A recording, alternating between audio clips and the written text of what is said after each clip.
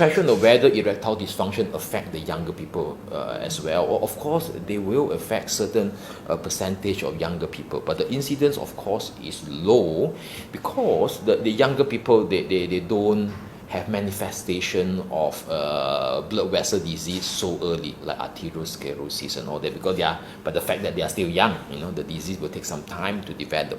But they do get ED for other reasons. For example, they might have psychological stress, they might have depression, problem with relationship with their spouse. That all will lead to a certain form of erectile dysfunction. Because the causes of erectile dysfunction, they are multiple. So in the younger group, like I said earlier, it's more due to psychological stress and relationship problem. But when they get older, the problem with the blood vessel, diabetes, hypertension, high cholesterol, that will come in.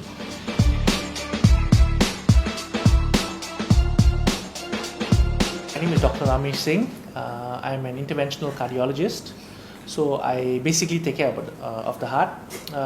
So just before we go to that, I've got some data here to state what are the prevalence of ED in the community. We don't really have very hard Malaysian data, but if there are multiple studies done, I think between 10, 15, 25 years ago, and looking at patients who from the community between ages of 40 to 70, and the largest study was something known as MAS study, which shows about half or 52% of the population, the community between the ages of 40 to 70 actually have some degree of erectile dysfunction. And then if you look, but that's an international data. If you look over on our side, where Thailand reports a 38% prevalence, Singapore 53%, places like Italy only 14%, I don't know why. So it's actually very diverse.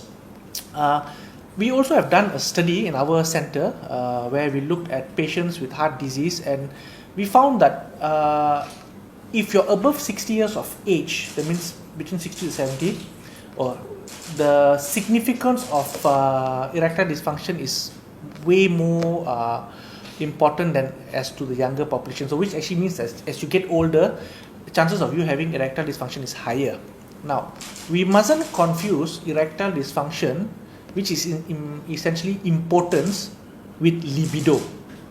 Okay, libido is the urge. So so a lot of people have the libido or the urge, okay, for sexual intercourse, but they are unable to maintain sufficient erection, and that's called impotence or erectile dysfunction. So that's a very important definition that you actually must have. We actually found that a lot of our patients who actually, once they get admitted, most of them who actually have heart attacks, among the questions that they actually ask is, doctor, how will my life be after my heart attack? Can I partake or take part in sports? And what about my family life or even with my wife? So as we realized that more and more patients were asking about this, so we decided to set upon to do a study in 2005. And we actually looked at about 510 patients, and we actually presented this study in Washington in 2008. Okay, and actually we found that 5 out of the 510 men who essentially had heart disease ranging from the age of between 36 to 92 years of age in Malaysia, we actually found 90% of them had some degree of erectile dysfunction. At that point in time, erectile dysfunction was divided into mild, moderate, severe.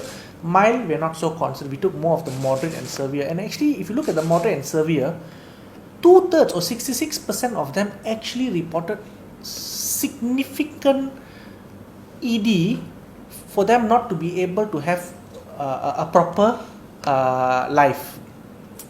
And we found among all these patients, if you take a history from them, they would have told you that the erectile dysfunction actually has started way before their heart attack.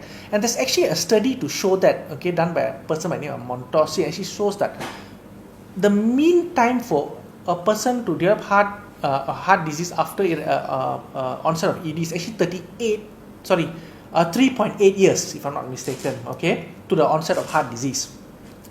So why does erectile dysfunction affect the heart? Actually, it doesn't directly affect the heart. Now, as what Professor Ong has said just now, erectile dysfunction has many causes. One large aspect of erectile dysfunction is actually it's a very vascular cause. I mean, it pertains to the blood vessels of the penis, which means you need adequate blood perfusion for your organ to function. We must of course consider other causes of erectile dysfunction such as trauma to the spine, or even psychological causes, or even certain medications for and so on and so forth, and that of course can affect a younger age group.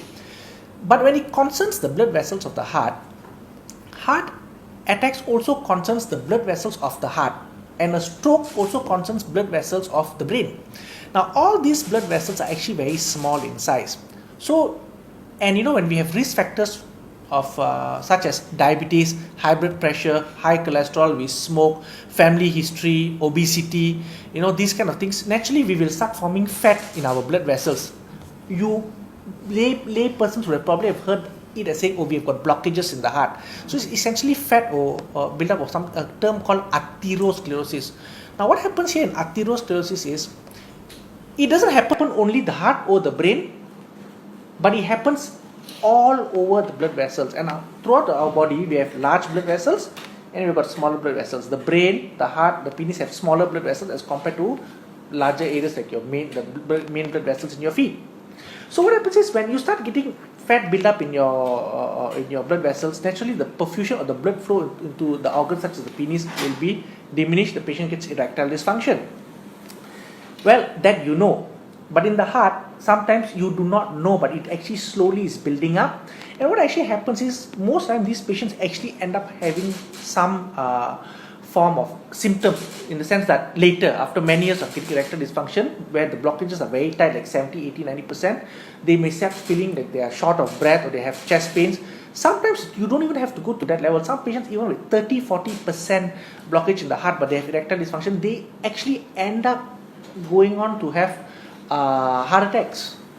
And this happens at least about 3.8 years after the onset of erectile dysfunction, for what we have found from our observation. It's not a local data, but it's an international data. So it all pertains to the caliber, the small vessel size of these organs, and the fact that fat is being built up and there's not enough blood flow, and sometimes it causes symptoms.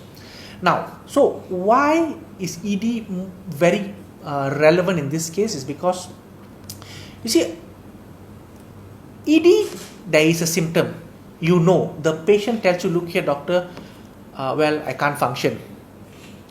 The heart, and ED does not kill it, but the heart sometimes, most of the times in fact, does not have a symptom there and then. You're lucky if you get those symptoms of breathlessness, or when you walk you get chest pain or angina, but sometimes you're not that lucky, because suddenly a patient just develops collapses, gets a heart attack.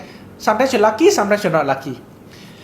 So ED, actually tells you, look here, we need to take it to the next level, where we need to check the heart to see whether actually the heart is okay or not.